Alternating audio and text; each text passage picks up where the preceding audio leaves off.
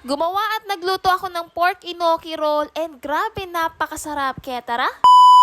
Trending nga ito sa TikTok at talaga naman mga mare, ang dami na ngang gumagawa. Paano ba naman kasi napakadali lang palang gawin ito mga mare? At sa kakaluto ko nga mga mare ay nagiging proud na nga ako sa sarili ko dahil hindi talaga ako nagluluto mga mare, pero dahil nga naging content creator ang mare nyo, talaga namang ang imposible ay nagiging posible. Huy!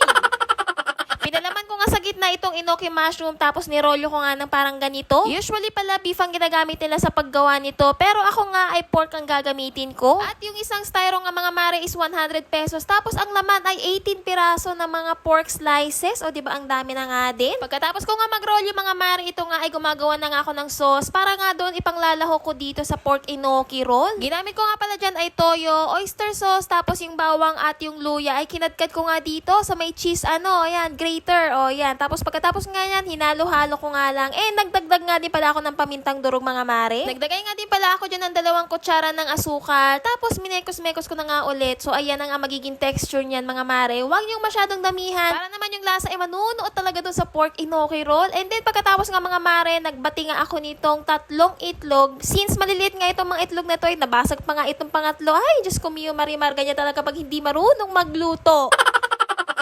Talaga sinasabi ko sa inyo, dito talaga ako natututong magluto. So anyway, ito nga mga mare, meron pala ako nabili din na pork inoki roll na nakabalot na siya. 150 yon, 8 piraso. So idadagdag ko na nga lang dito sa ginawa kong pork inoki roll. Para nga mas madami, mas masaya, mas masarap. Huy! Pagkainit nga pala ng mantika dyan mga mare, hinulog ko na nga itong puting sibuyas. Yes mga mare, puting sibuyas po ang gagamitin natin. Mas masarap kasi ang puting sibuyas dito sa pork inoki roll na gagawin natin. Pagkatapos ganyan mga mare, ito na nga idedesenyo ko na nga itong nirolyo kong pork inoki roll. At ayan, pabilog ang gagawin ko. Syempre, kailangan may art ang pagluluto natin. Pagkatapos ko nga mapwesto yan, tinakpan ko nga muna at nagantay nga ako ng 3 minutes. Pagkatapos yan mga mare, ganyan, magbabrown na siya. And syempre, babaliktarin natin. Gaya nga na pagbabaliktad sa atin ng mga ex natin. Huy, naipasok pa yon.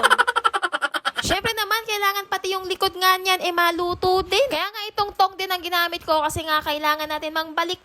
Ito na nga, tinakpan ko na nga ulit. Then after 3 minutes, ayan, kumukulo na siya. And I think luto na siya in the both sides. Ayan. And it's time nga to pour this sarsa. Yan na nga. Nilagay ko na nga, pinaikot-ikot ko nga lang yan. Gaya ng pagpapaikot sa akin ng ex ko. Huy!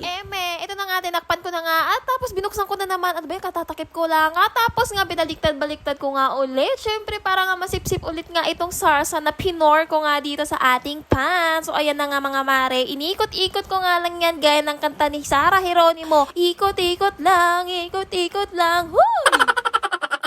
Pagkatapos kong ikot-ikutin itong inoki roll ay nilagyan ko na nga itong itlog. Sinunod ko na nga itong itlog na nilagay ko and then hinayaan ko na nga lang talaga siya dyan maluto. Ayan, tingnan nyo, diba?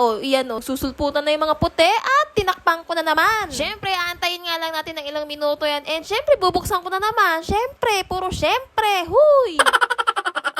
At dahil nga meron pala akong mozzarella cheese na nasa ref, ito nga, nilagyan ko na nga din siya sa ibabaw. So, hindi ko alam kung magme-melt ng bongga yan kasi cheese boy lang yan. Pero mozzarella yan, I think mag-melt naman siya ng konti. Ayan, inikot-ikot ko na naman. Ano ba yan? Puro ikot-ikot na lang, mare. At sa oras nga na ito mga mare, nalalanghap ko na talaga yung amoy niya na napakasarap. Grabe, hindi siya beef mga mare, pork lang yan. Pero grabe yung amoy, nakakatakam na talaga. Pagkaluto nga ito nga, agad-agad ko nga ito dinala dito sa lamesa. Diyos mio Marimar, dinala ko ang buong pan. Diyos ko, ito na nga, huy, grabe, ang bango. And syempre, magcha-chopstick tayo for today's vlog. Ayan, ang pork inoki roll, medyo mainit-init pa nga yan. Ayan, pero syempre, hihipan ko nga yan and kakainin ko.